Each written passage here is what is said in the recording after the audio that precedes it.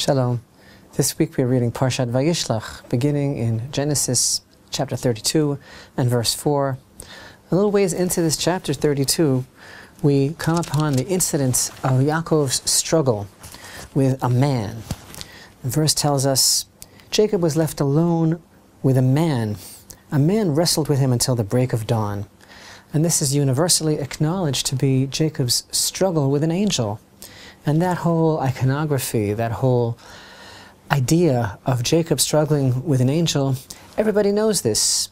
And so the world must be accepting the interpretation of our holy sages, because it doesn't say anywhere in the Torah that it was an angel.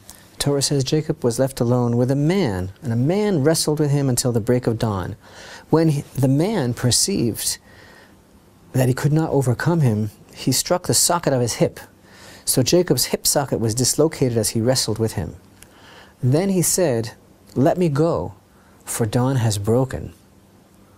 What is he, a vampire? Why does he have to leave in the morning? And already we see that Jacob has some sort of supremacy over him, because this man is asking leave of Jacob. He can't go yet. Let me go. And he said, "I will not let you go until you bless me." He said to him, the angel said to Jacob, "What is your name?" He replied, "Jacob." He said, "No longer will it be said that your name is Jacob, but Israel. For you have striven with the divine and with man, and have overcome." And indeed, Yisrael can be broken up into the two words, Yisrael, as if to say he has dominion over God, over the divine. Also, interestingly, it's also the words Shira and El, song, and God as well. And again, everybody knows that this mysterious man Jacob found himself alone with, that wrestled with him all night, was none other than an angel. And most people believe that this angel, they identify him as the guardian angel, the ministering angel of Esav himself. This is directly preceding Yaakov's much dreaded confrontation with Esav. It's already after he sent the tribute on ahead to his estranged brother Esav. Every nation has its guardian angel, its emissary on high. And this is thought to be really the ministering angel of Esav himself. And this whole idea of him having to leave when dawn broke, he says, "Let me go, for dawn has broken." What's this really all about? Our sages have a beautiful tradition that every aspect of creation sings praise to the Almighty at dawn.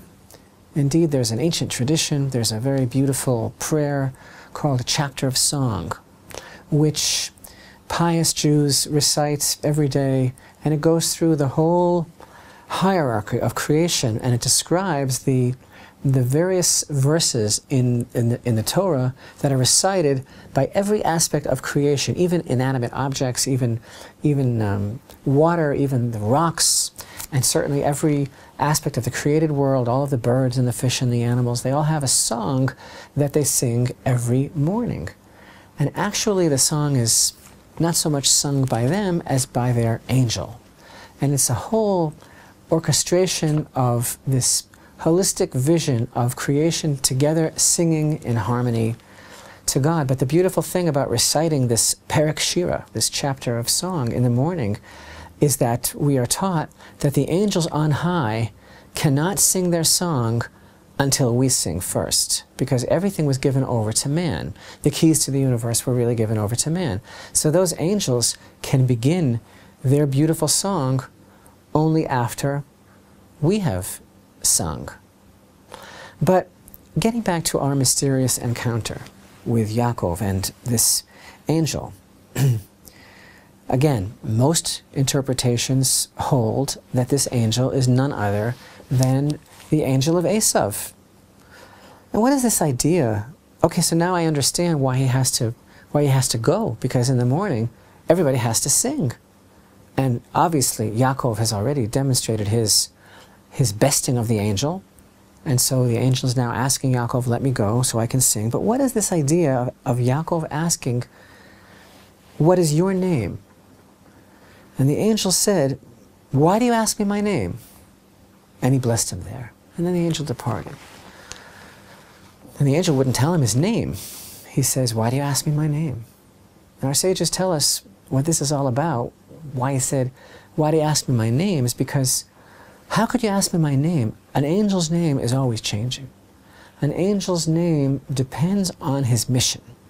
An angel only does one mission at a time, and the name of the angel is a direct connection to the nature of its mission. Well, maybe that's what it means when the angel said, why do you ask me my name? I can't tell you my name. But there is another fascinating tradition, in addition to the idea that most people are aware of, that the angel is identified as the ministering or guardian angel of Esav. At the same time, there is another rabbinical tradition. It's the road less traveled. It's far less known, and it's an amazing tradition. And it's cited in a very, very important and beautiful work. Pirkei Rabbi Eliezer, the chapters of the great Rabbi Eliezer, and there it states an amazing thing. It says, you know what the angel's name was? The angel's name is Yisrael, Israel. And then right away you'll ask, well, the guardian angel of Esav is named Israel? So no, it says, this is a different tradition. It says, this wasn't the guardian angel of Esav, this was actually an angel of mercy that God sent to Yaakov, and that his name was really Israel, and that the angel himself was really alluding to this. If you look at the verses, it's really very beautiful. The angel says to Yaakov, when Yaakov says, please tell me your name, the angel says, why do you ask me my name? And so the idea is that the angel was actually alluding to this very concept that we just mentioned. Why do you ask me my name? You know that the name of an angel is a reflection of its task. Well, my task here was to change your name to Yisrael. My task was to give you the name Yisrael, so that's my name. This is really a very amazing idea. But I think that really, if you think about it, there's no contradiction, and we can even say that the angel's name was Yisrael, and he was the guardian angel of Esav. And you don't necessarily have to say that he was an angel of mercy. You know why? Because our job here, the job of Yisrael, is to subdue Esav, is to subdue the angel of Esav. And that's just what Yaakov did. And, you know, Yitzchak, when he wanted to give the blessing to Esav, he thought that Esav was going to sanctify the physical. That was his mistake. He thought that Esav was going to be able to do it, to bring this world, physical as it is, to a place of godliness. Esav was not able to do that. He rejected it completely. Pour that red stuff down my throat. Why do I need the birthright? I'm going to die. You can't sanctify this world. But Yaakov was willing to do it. And so Yaakov, in a way, controls the angel of Esav. And let's remember something else that's really fascinating. Esav, for all intents and purposes here, his angel being subdued by Yaakov, Yaakov forced the angel to sing his song from this earth. The angel wanted to go. He said, release me, because it's time has come for me to go and sing. But actually he sang before he left. Yaakov did the impossible. He made the angel sing his heavenly song from here, while yet on earth. And that's our whole job. That's our whole purpose, is to, just as we do with Perek Shira, just as we do by reciting these chapters of song every morning, so that the celestial host can sing, because the keys are in our hands. Yaakov forced the moment. He forced the angel to sing from this world. This is what we are all about. Shira El, Yisrael, Yashar El, straight to God. Godly song, singing to God, subduing, as it were, the divine. Our job in this world is to make this world into a habitat for godliness, to sing praise of Hashem, of the Almighty, here in this world, just as Yaakov forced the angels. So whether or not we say that this was indeed an angel of mercy, or the guardian angel of Esav, we see that the angel's name clearly was Yisrael, and that he bequeathed that name to Jacob. And that name is reflective of the divinely appointed task and destiny of Israel, the legacy of Israel, and all the descendants of Israel.